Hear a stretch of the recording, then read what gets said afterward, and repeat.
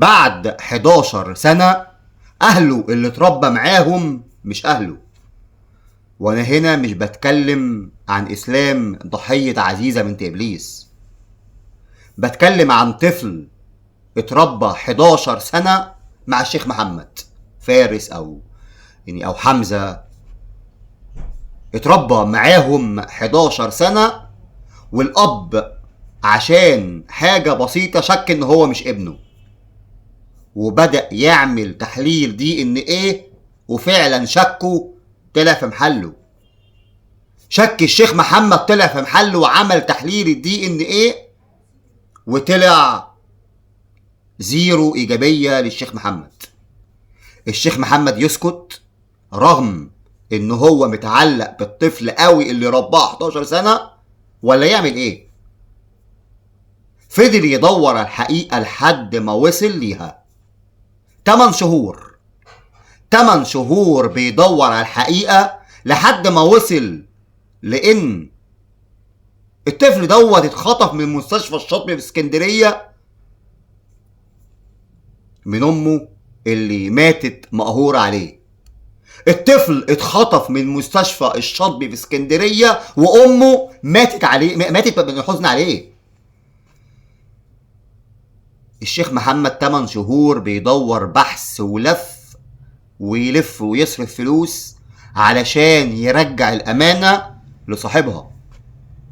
طفل اعتبره ابنه وكان فاكره ابنه، وفعلا بعد 8 شهور الطفل بيرجع لأهله، بيرجع لأبوه اللي بقى الطفل ما بين حاجتين، حاجة ما بين أب اتربى معاه وتعلق بيه وحبه واتدلع واتدلل في حضنه، وأب لسه يدوبك هياخد عليه ويعيش معاه ويتعامل معاه، لسه أب جديد وابن ليه.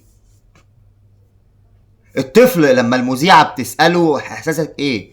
قال لها أنا تايه، أنا عايش ما بين عالمين، أب مش أبويا بس بحبه، وأب من دمي ولسه هاخد عليه. الصراحة الله يعينه، الله يعينه ويعين كل واحد عايش أو عاش أو مر بالمأساة ديت. رغم صعوبتها بس هي تجربة صعبة. مثلا زي إسلام ضحية عزيزة بنت إبليس، لما عاش 11 سنة مع عزيزة وفي الآخر اكتشف إن هي مش أمه، وراح عاش مع الحاج جمعة 22 سنة وفي الآخر طلع مش أبوه، وزوجته مش أمه، وأخوه مش أخوه. إحساس صعب. واللي بيعمل والسبب في الحياة ديت هي حد معدوم الضمير زي زوجة الشيخ محمد، حرمت ابن من أمه وأم ماتت بسبب حرقان قلبها ووجع قلبها على ابنها اللي اتخطف. لو كان مات كانت عرفت مكانه، كانت هتروح تزوره، لكن هي قلبها اتوجع واتقهر من فقدان ابنها اللي هي كانت شايفاه ان هو هيكون سند ليها في يوم من الايام. يا ترى فين هو؟ ابني فين؟ وهنا الطفل رجع لأهله والأب ما زال، أو الشيخ محمد اللي ربى، لأن الأب اللي ربى ما زال في حيرة. عينه بتقول أنا في حيرة، هل هعرف أعيش من غيره ولا لأ؟